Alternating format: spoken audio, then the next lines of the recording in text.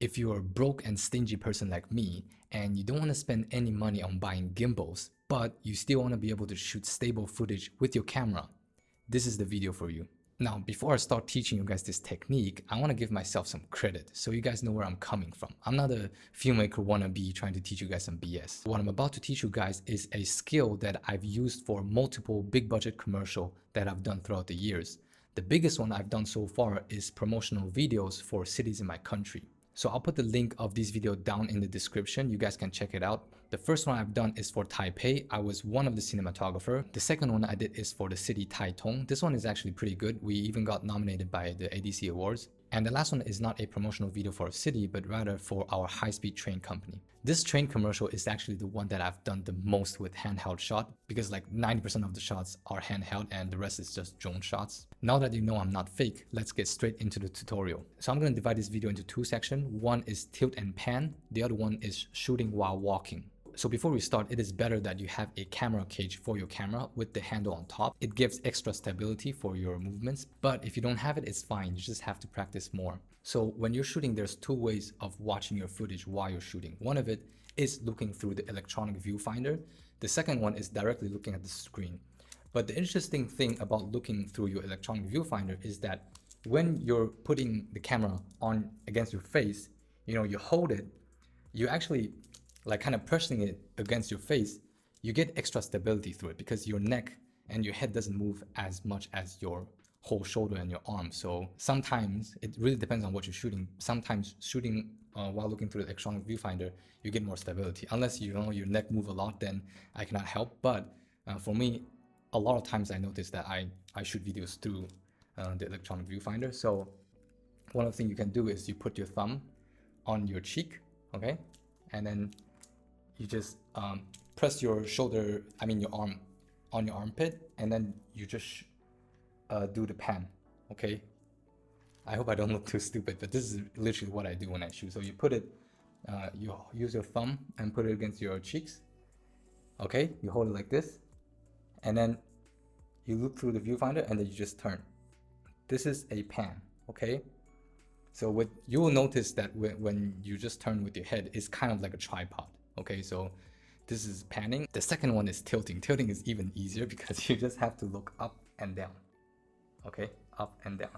Now, if you don't want to look through the electronic viewfinder, it's fine. You can still do it, but you just don't get the extra stability from your head and your neck.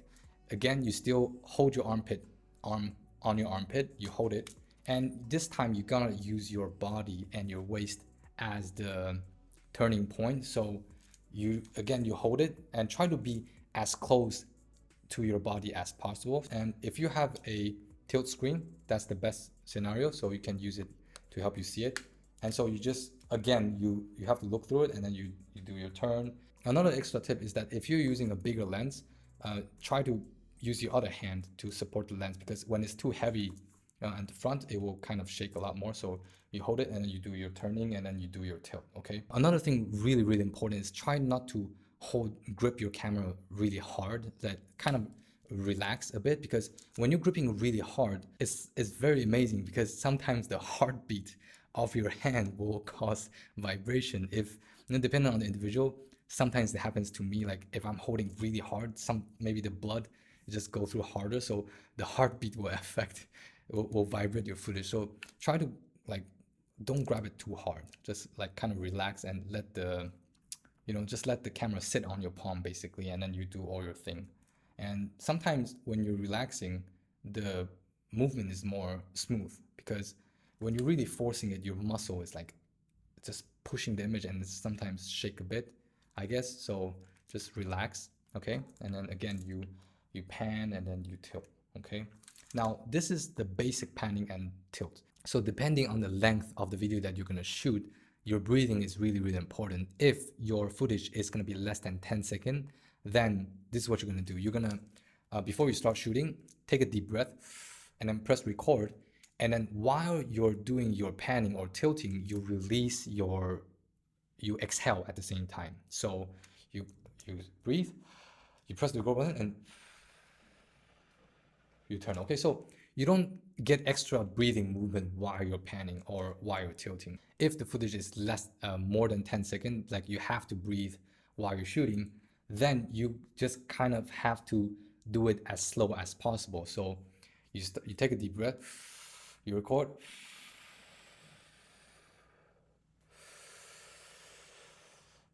all of these things while you're doing it, you kind of look like an idiot, but again, you just don't have any choice. Actually, while I'm doing it, there's one time someone said that I look very professional. Feels good, but most of the time people think that I'm an idiot. This is the way to do it. And so if it's a longer shot, just inhale and exhale slowly, so the movement is not that big. And if it's just 10 seconds, then you exhale while you're doing your movement, okay? So this is the breathing.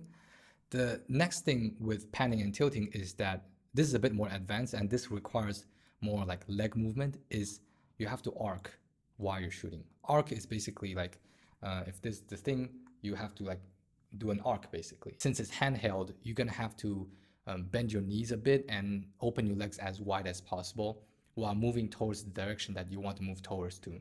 Another thing that I do very often is that you start to arc and move towards the direction that you're gonna move towards to, and then to the point that you feel like you're gonna fall, you're just gonna run, kind of like let yourself fall, but balance yourself. That last few seconds, like not even seconds, maybe milliseconds, is a very good shot that you can use to do a whip transition, which is something that a lot of filmmakers do a lot nowadays. Is like you just whip it, and while it's at that motion blur, you can switch to another footage that you want to switch into. That is something that I do a lot, and I think I saw Daniel Schiffer doing it as well. So you can try it out. Now you'll see a lot of filmmakers talking about shooting in slow motion if you want to have a stable shot, and I totally agree with that. If you want to have a more less shaky footage, you can turn on the slow motion, but don't think that slow motion equals to cinematic, because cinematic is like like a whole nother thing to talk about. But the reason why slow motion often seems cinematic is because slow motion footage look dramatic, and people always think that dramatic means cinematic, but that's a whole nother debate. What I'm trying to say is that try to see what content fits slow motion better.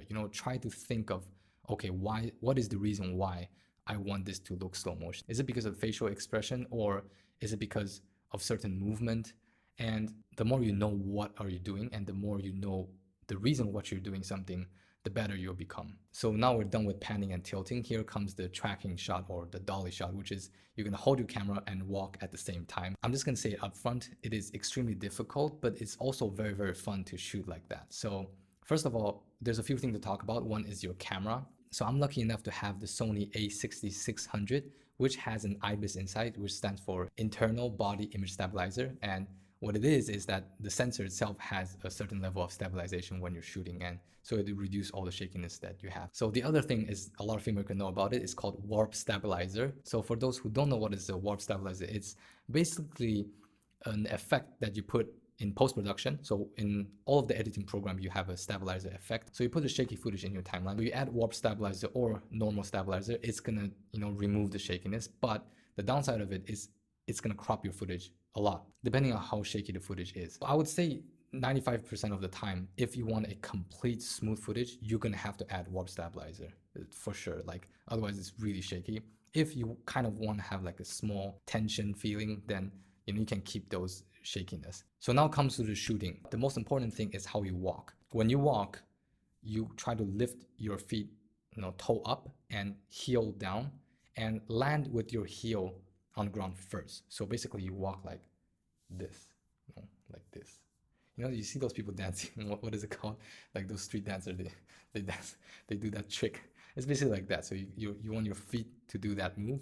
And what this is gonna do is that when you add warp stabilizer in post-production, sometimes if people walk too hard and the impact is just so hard, your whole body is gonna vibrate. And those vibrations is gonna cause a blur from your footage, because you're shooting.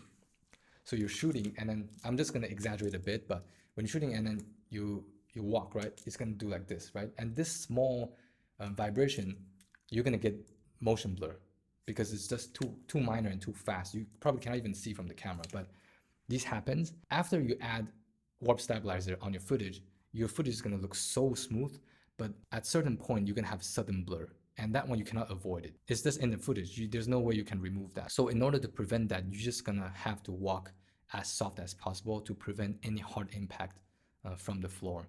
So these are all the ways that I like to shoot when I'm having handheld. And to be honest, most of the time, even if I have a gimbal, I try to avoid using a gimbal because I just like the freedom of having, the camera directly in your hands. So I just feel like I have more control over it. I feel like when I'm shooting a gimbal, there's the machine holding the camera for me.